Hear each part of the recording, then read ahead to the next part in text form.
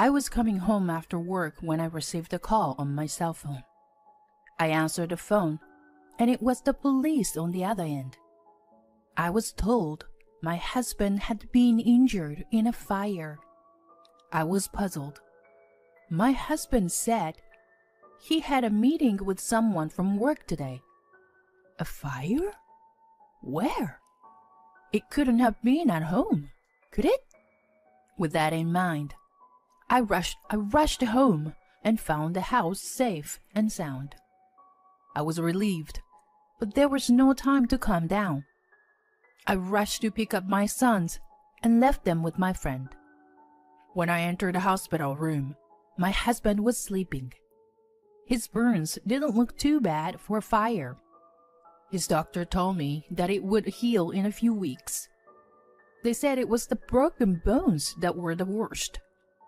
My husband jumped from the second floor to escape the fire. The impact fractured his spinal cord, and there is a possibility that he will be permanently injured. After the doctor's explanation, I was on my way back to the hospital room. Then the nurse approached me. "Oh, about his friend? She had made it to the next room." "His friend? She? What do you mean?" I was puzzled and asked the nurse who that woman was. She said that the person and my husband were in the same fire, and they were brought together. I asked my husband, "Sean, where did the fire happen?" Sorry. That's work-related, so I can't tell you. I'd rather you go home and bring me a change of clothes." "Huh? Why?" "Why? You're my wife. You're supposed to take care of me." "I don't give a damn about it.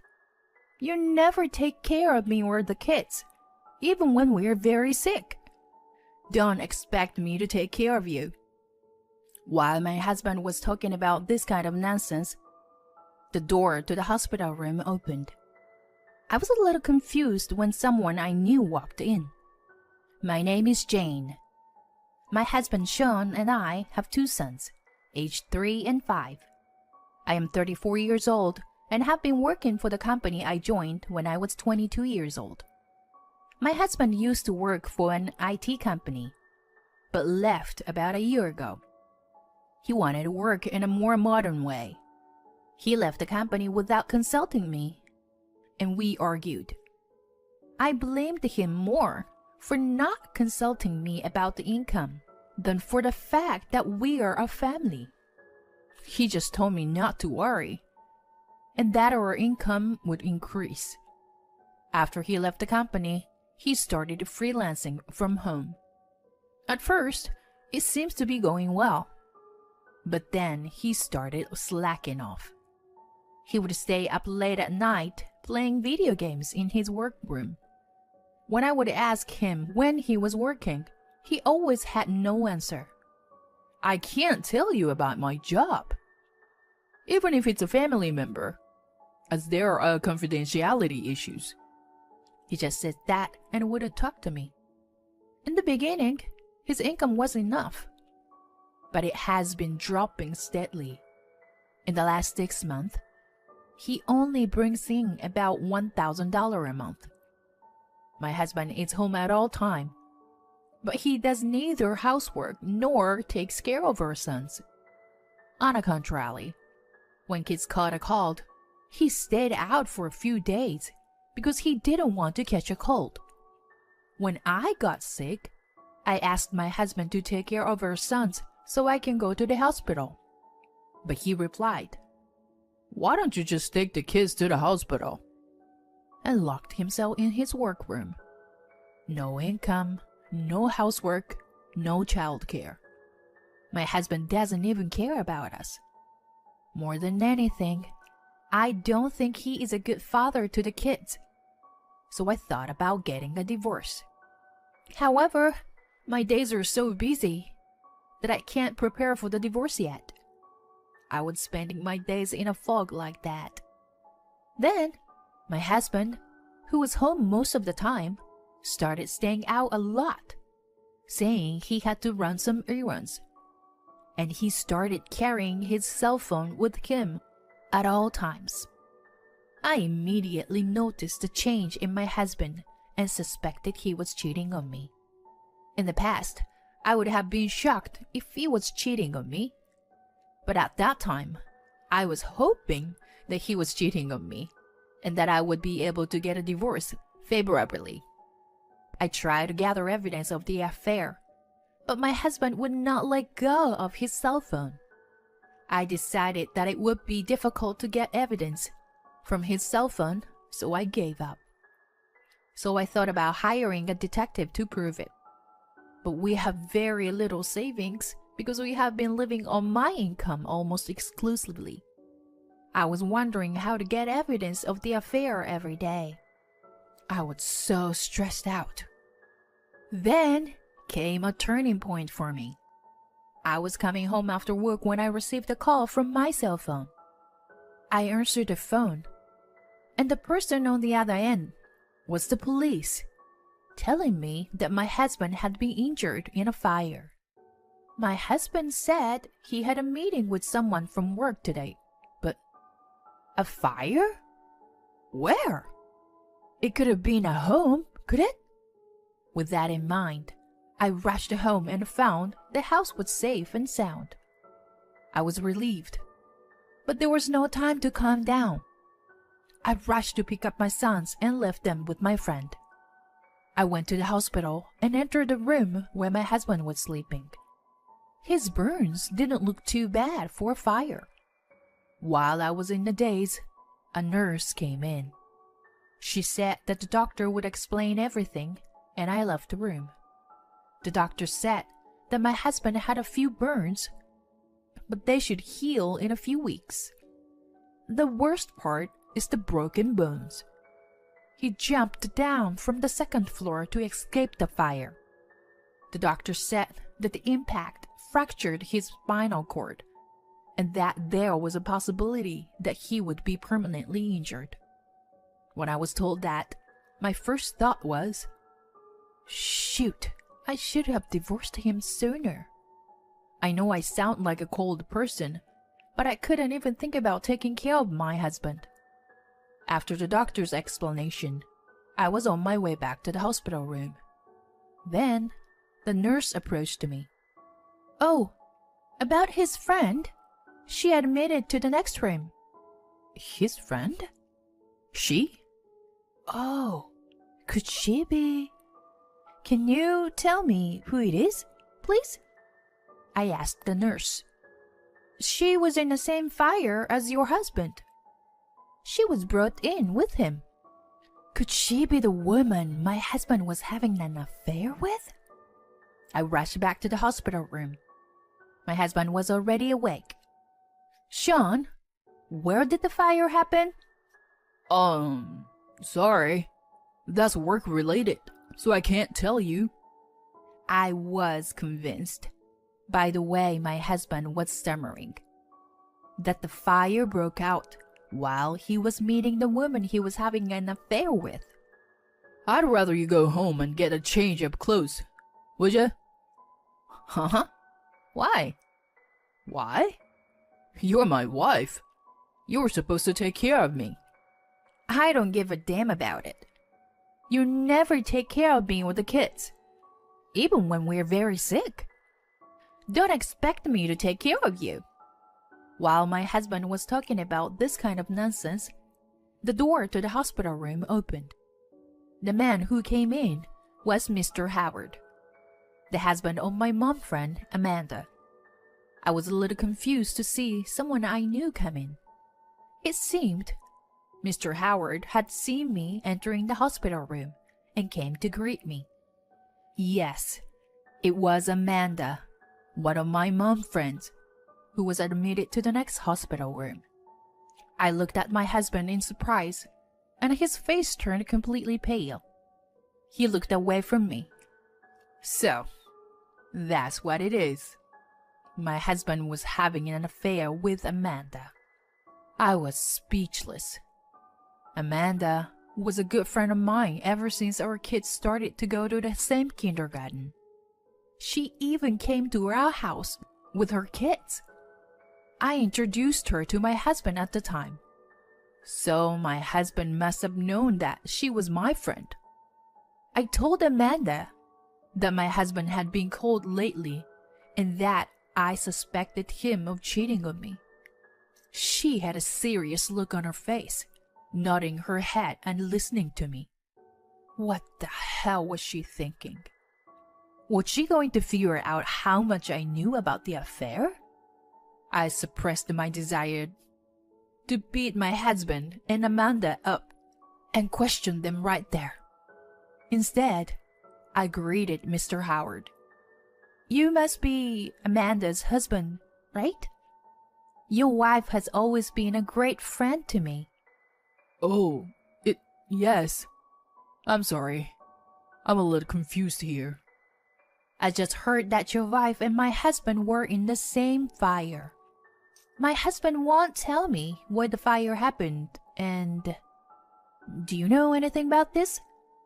I asked Mr. Howard. Then he glanced at my husband and said to me, So, your husband was also in the fire, right? My apology. The fire happened in my house. What? Really? Was that your house? I had no idea my husband was there. When I looked back at my husband, he hid under the covers. Well, Jane, I think I need to talk to you. Do you have a few minutes? Yes, I was going to ask you the same. I had a pretty good idea of what Mr. Howard was going to talk about. We went to a cafe near the hospital. He told me that he was gathering evidence. One day, he had looked inside Amanda's cell phone and found something. There was a picture of her and my husband, looking like they were in love. Mr. Howard said that he had also asked the private detective to keep an eye on Amanda and collect further photos of the affair. I also told Mr. Howard that I had suspected that my husband was cheating on me for a long time, and I had no idea who his affair partner was. When I told Mr. Howard that I was going to divorce my husband, he agreed to help me. 2 days later, Mr. Howard and I headed for the hospital together. My husband and Amanda were still in the next room to each other, but Amanda came to my husband's hospital room as if she thought nothing had been discovered. Thank God, Amanda! You look well. I came to see you the day before yesterday, but you were on the bed rest, so I couldn't talk to you. How do you feel? Are you all right? Yes, I'm okay. I broke my shoulder, so I have to rest for a while, though. Yeah, that's tough. I hope it heals quickly. You'll need money from now on, right? Huh? Well, yeah. The kids are still small, so... That's right. You have to pay child support, right? Get well soon, Amanda. Good luck with the job hunting, too. Amanda didn't know what I was talking about and was confused. Hey, what are you talking about? I hope you brought my change of clothes, did you? Of course, I didn't. What? You're really useless. Didn't I tell you the other day I wouldn't take care of you anymore? I brought you this today. Saying that, I took the divorce papers out of my bag. Huh? Are you divorcing me? Are you abandoning your husband because I might be permanently injured? No, it wasn't because of the injury. The day you were taken to the hospital, you said you had a business meeting. Then, why were you at Amanda's house? That's because, well, you know, I only didn't tell you. But Amanda is one of my business associates. We were discussing things at their house, and the fire happened. That's all. Are you that stupid that kind of excuse would work? I already know about the relationship between you and Amanda. No matter how many excuses you make, you'll just look ridiculous. My husband became upset and started to talk back at me. Shut your mouth. Don't make a fuss over just one affair. Besides, what are you going to do after the divorce? Can you raise 2 kids by yourself? Of course I can, and I will. I've been raising them by myself all this time. You've never been there. What? I've been playing with them. Yeah. Maybe a few hours every few months. I'm sure the neighborhood elementary school kids play with them more than you. But what about the money? You need my income, right? Or are you going to put our kids through a tough situation? Well, we'll be totally fine. Life will be much easier without you. Because I won't have any expenses to spend on you. But I have this injury, you know. So if it gets out that you left your husband who needs help, you're gonna ruin your reputation. Even if you're going to divorce me, you might as well do it after I'm fully recovered. No. I can't. I can't wait any longer. If anyone should take care of you, you have your girlfriend, haven't you? My husband looked at Amanda. After thinking for a moment, he seemed convinced. If you insist, I understand. I don't need a bitch like you anymore. I'll divorce you then. Hand me the documents. My husband reached out to grab the divorce papers. Stop it! I moved the papers away from him so he wouldn't take them. What? You said you want a divorce. We haven't discussed alimony and child support yet. Are you crazy? Are you gonna take money from an injured man? I need money for hospital bills, physical therapy. Well, good luck with your physical therapy. 'Cause you need to make some money and pay for the alimony. You don't even have any savings, remember? What? You don't have any savings? Amanda's voice came out in surprise. In response to my words, my husband stared at me with a look of disbelief on his face. You told me you had money. You said you were freelancing, so you were making a lot of money. Well, now I just spend it as soon as it comes in. Money accumulates in no time. My husband was desperately trying to make excuses. In reality, his current income is less than $1,000 a month. I could have told Amanda right there, but I didn't want to get into their fight, so I kept quiet. Anyway, my husband agreed to divorce me. I've already decided on a lawyer to consult regarding alimony for the affair. I will ask the lawyer to send the content certified letter later. With me saying that, Mr. Howard and I left the hospital room. As soon as I got home, I prepared to move out. I went to thank my friend for taking care of my kids. I also told her that I was divorcing my husband because he had been unfaithful to me and that I was planning to move out. I didn't directly tell her that my husband's affair partner was Amanda. Several people already knew that my husband was in a fire at Amanda's house. Even if I hadn't told them, word would have spread. Later, as planned, I hired a lawyer and we proceeded with the divorce. Alimony and child support was hard to come by. At first, my husband said, I'm a freelancer, so I can work in bed even when I'm injured. I'm going to work all day because I have time. Maybe I'll make over 100 grand a year. Even if I get rich, I'm not going to take you back. So I had high hopes that my husband would pay me alimony and child support. But it seems my hopes of 100 grand were dashed sooner than I imagined. Rather, he started to refuse to pay alimony and child support, from asking for an extension of the payment deadline to ask me to reduce the amount. Finally, he called me directly. Don't you think $50,000 for alimony was too much? I think $5,000 is about right. I'm not saying that I can't make money, you know. If you want money so bad, tell it to the people who never offered me a job. I've told you 1,000 times. You need to talk to my lawyer about the alimony. Don't call me again. With that, I hung up the phone. And then the lawyer told me, my husband, that if the discussion goes on too long, we were going to divorce settlement. My husband was freaked out and accepted my terms. Things went smoothly from there.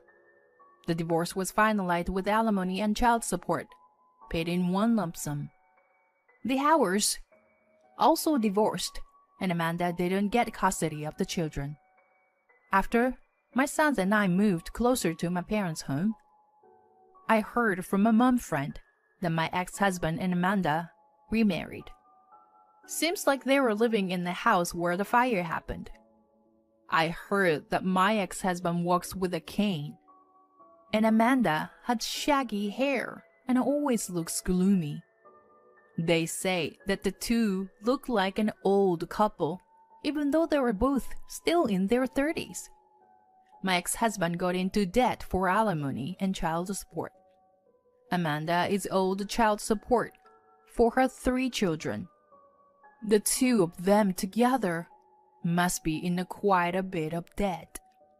But I don't feel sorry for them, because I reduced his bill to my husband quite a bit on the condition of a lump sum payment.